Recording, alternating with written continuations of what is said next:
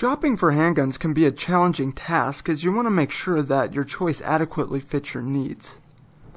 Unfortunately, guns are one of the few purchases that you are unable to take back if you're unhappy with the product, and for this reason, I will compare two very popular handguns, which happen to be two of my favorites. Let's go ahead and start with size. The size of the firearms are perfectly staggered. What I mean is the P320 Subcompact is about exactly in between the Glock 26 and 19. And the compact is exactly in between the 19 and the 17. The dimension I'm most concerned with while carrying is the height, or the distance from the bottom of the mag to the top of the slide. This is the area that's most prominent when a gun prints. For this reason, the Glock 19 has the edge, as it is shorter. On the other hand, if the P320 compact ends up being too large, you can successfully put the slide and the removable trigger control group into the smaller $50 polymer lower that SIG offers, and can be easily switched back and forth depending on what the gun is being used for. Either way, I'd recommend a good high-quality holster that enables you to adjust the cant forward to better conceal your firearm. Reliability has been fantastic with both guns. So great, in fact, that it took serious work to get either one to fail during the torture test that I put these guns through. If you're interested in seeing these, I will include the links down below. I normally stop keeping track of my rounds count after about 1,000 rounds, but they both exceeded that mark flawlessly, and for that reason, reliability between the two is a draw. Shootability is obviously subjective, as the feel will vary from shooter to shooter. I personally prefer the overall feel of the SIG to the Glock. I appreciate the flat front side of the grip instead of the finger grooves that Glock has gone with after the second generation. One thing I really like about SIG is the cutout on the sides of the grip.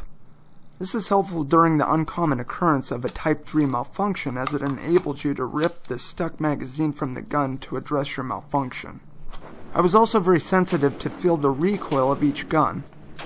Although the difference between the Gen 3 19 and the 320 compact were negligible, the higher bore axis of the SIG may result in a very slight increase in felt recoil. The Gen 4 was the most mild of the three, likely due to the lower bore axis and the double captive recoil spring. Accuracy among any of the modern handguns are virtually indistinguishable, as the firearms are normally more accurate than the person behind them, so it's pretty much futile to comment on accuracy. On the other hand, if you ever shoot cast bullets, the SIG will have a substantial edge, as the hexagonal rifling in the Glock barrels does not properly stabilize them for some reason. As far as triggers are concerned, both of them are of the better in the striker category, but they are different. The SIG's best attribute is the crisp break of the trigger, as well as the feel of the physical trigger itself. However, it feels to be a bit heavier than the Glock. The Glock has a great reset, which lends itself to better trigger control when shooting quicker, and the stock trigger is a bit lighter. However, there is a small section of mild sponginess during the take-up. In short, I can live with either one, and to be honest, I would call this a draw. It's simply a matter of if your preferences align with a crisp but heavier trigger, or a lighter spongy trigger with a better reset. Regarding sights, from a defensive standpoint, the edge goes to the SIG, as they offer tritium night sights on their pistol at the same price as the Gen 4 Glock with standard contrast sights. Regardless of your choice, I would strongly recommend night sights on a defensive firearm, as it is said that a vast majority of self-defense situations happen in low-light situations. To retrofit your Glock with a decent pair of tritium sights will set you back around $100, maybe a bit less if you go with MEPRA lights. Although the capacity is the same for both pistols at 15+1, which at first glance would appear to be a draw, the compact is longer in the handle. In fact, the height is right in between the Glock 19 and the 17 as previously mentioned. The P320 is about as large of a pistol as I can effectively conceal. They both accept their larger counterpart's magazine, which is 17 for both if we're talking 9mm. With Glock you can get factory-produced 33-round magazines. As far as mag construction is concerned, they are both excellent. I believe Mekar makes SIG's mags and are some of the best out there. These mags will set you back around $55 a piece. Glock mags are fantastic as well. They're constructed out of polymer with steel liners, but are known for reliability as well. These are more cost effective at around $30 a piece.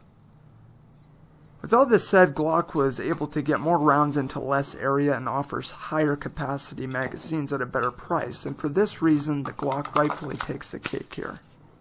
As far as modularity is concerned, SIG came up with this cool concept of serializing a modular trigger control group that can easily be taken out and put into any size 320 frame.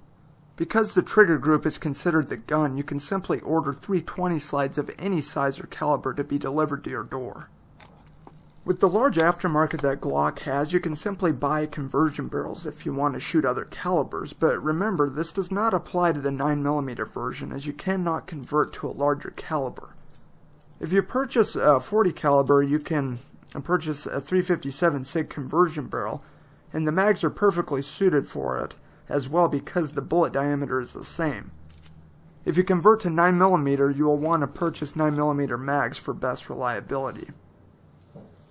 As far as the safety, neither one of them has a manual safety, which forces the user to adhere to good gun safety practices.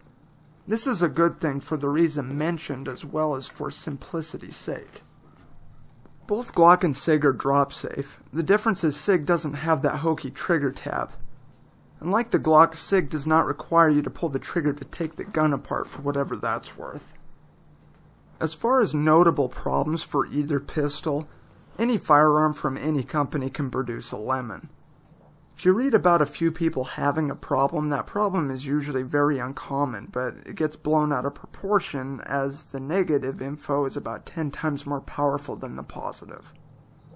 With this said, I've heard someone having problems with their striker reset, which was fixed at no charge from SIG. Another thing I've noticed is my slide doesn't want to stall on an empty mag. At first I thought this was due to my grip, but they have since come out with a newer slide stop lever or slide release. On the other hand, I have seen Glocks that couldn't get through a mag without a failure. Also, the early Gen 4s had issues, especially in 9mm. I believe these problems have been addressed, and if you have a problem with either gun, the company will make it right for you, so I really wouldn't worry about it. Although the aftermarket options for the SIG have improved greatly, Glock has the overwhelming advantage here. While it is nice to have options, discretion is advised when it comes to modifying any carry gun. Just some final thoughts here. Both firearms are two of my favorite carry guns. I can't say I like one over the other, it's simply a matter of matching the strengths of the gun for what I'm looking for on that particular day. I truly feel that most people would be perfectly happy with either one. Naturally, preferences vary greatly from shooter to shooter, and for this reason it's very difficult to steer someone in either direction. All I can do is lay out the facts and give observations as I see them. I will say I prefer the Gen 4s to the 3s for the versatility, grip size, their fine mag release, and just general ergonomics, as well as the softer feeling when shooting the gun. I know many are advocates of the Gen 3, and that one's fine too, but I just find myself modifying them to suit my needs, and that's the reason I go with the Gen 4s normally. I truly hope this video was helpful, and if I missed anything or you guys have any questions, please let me know and I'll do my best to help in any way I can. Anyway, you guys, thank you so much for watching. If you have questions, like I said, please let me know. But also, if you have not subscribed, please feel free to do so. Feel free to leave a like, share, favorite, all that stuff. Anyway, until next time, this is Chase Pelagi, signing off.